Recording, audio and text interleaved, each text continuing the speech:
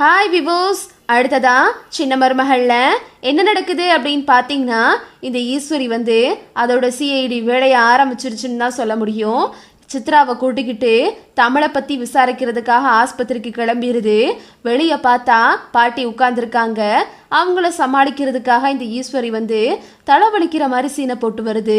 ஐயோ எனக்கு ரொம்ப தலைவலிக்குது, ஒத்த தலைவலியாக இருக்குது 4 நாளா, அதான் நான் சித்ராவை கூட்டிகிட்டு ஆஸ்பத்திரிக்கு போயிட்டு வரேன் அப்படின்னு சொல்லுது ஈஸ்வரி.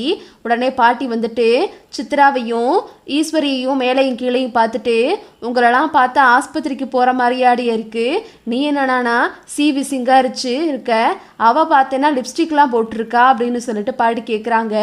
உடனே இந்த சித்ரா சொல்கிறாங்க, ஏன் ஆஸ்பத்திரிக்கு போனால் சொட்டுன்னு கையுமா தான் போகணுமா, ஏன் இப்படி போகக்கூடாதா அப்படின்னு சொல்லிட்டு சித்ரா கேட்குறாங்க. அதுக்கு பாட்டி சொல்கிறாங்க, ஆஸ்பத்திரிக்கு போனால் சரிதான் அப்படின்னு சொல்லிட்டு பாட்டி சும்மா இருந்துடுறாங்க.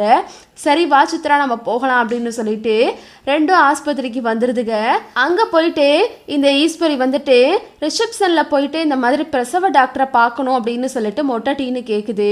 பேர் எதுவுமே சொல்லாமல் அவங்க பார்த்தீங்கன்னா அன்னைக்குன்னு பார்த்துட்டு வேற ஒரு டாக்டர் இருக்காங்க.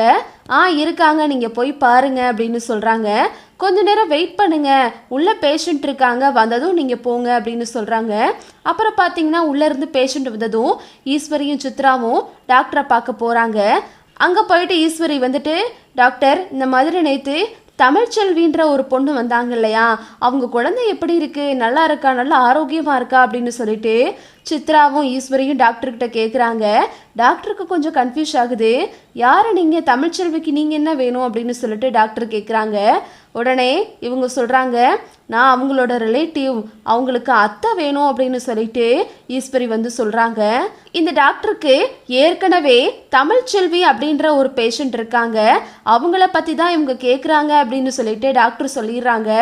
ஆமாம், அந்த பொண்ணுக்கு இப்போ குழந்தை வளர்ச்சி கொஞ்சம் கம்மியாக இருக்குது, அவங்களுக்கு கொஞ்சம் இமிடியேட்டாக ரெஸ்ட்டு தேவை, அது மட்டும் இல்லாமல் நிறைய டேப்லெட்ஸ்லாம் எழுதி கொடுத்துருக்கேன், அவங்க ரெஸ்ட்டில் இருக்கணும் அப்படின்னு சொல்லிட்டு டாக்டரும் சொல்லிடுறாங்க. இதை கேட்டுட்டு ஈஸ்வரி அதிர்ச்சி ஆகிருது.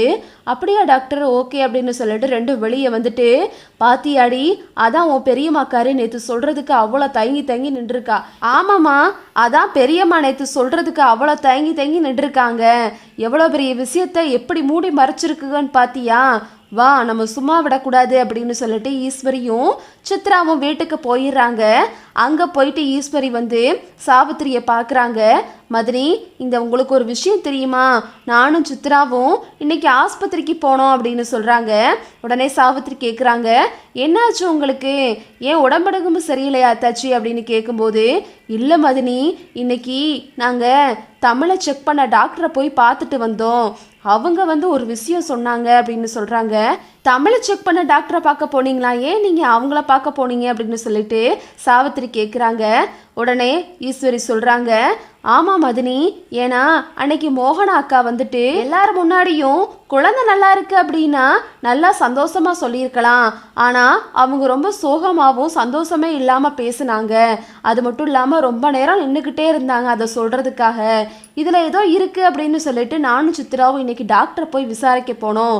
அங்கே போனால் தமிழோட குழந்தை வளர்ச்சி சரியில்லை அப்படின்னு சொல்லிட்டாங்க, அது மட்டும் இல்லாமல் அவள் ரெஸ்ட்டில் இருந்தால் தான் அந்த குழந்தைய நல்லா பிறக்குமா, அவரோட குழந்தை வளர்ச்சி இன்னும் கம்மியாக தான் இருக்கான், அதனால தான் மாத்திரை மருந்தெல்லாம் எழுதி கொடுத்துருக்காங்க அப்படின்னு சொல்லிட்டு டாக்டர் எங்ககிட்ட சொன்னாங்க, அதை தான் இதுக்கு ரெண்டும் மூடி மறைச்சிட்டு எல்லாருக்கிட்டையும் பொய் சொல்லியிருக்காங்க அப்படின்னு சொல்லிட்டு ஈஸ்வரி தனக்கு தெரிஞ்சதை சாவித்திரி கிட்ட சொல்லுது. உடனே சாவித்திரி, அப்பாடி, இவளுக்கு குழந்தை பிறந்து எப்படியாவது சேதுவோட வாழ்ந்துருவாளோன்னு பயந்துக்கிட்டே இருந்தேன், நல்ல விஷயம் சொன்னீங்க அத்தாச்சி, இப்போதான் எனக்கு உயிரே வந்திருக்கு அப்படின்னு சொல்லிட்டு சாவித்திரியும் பேசிக்கிட்டு இருக்கு.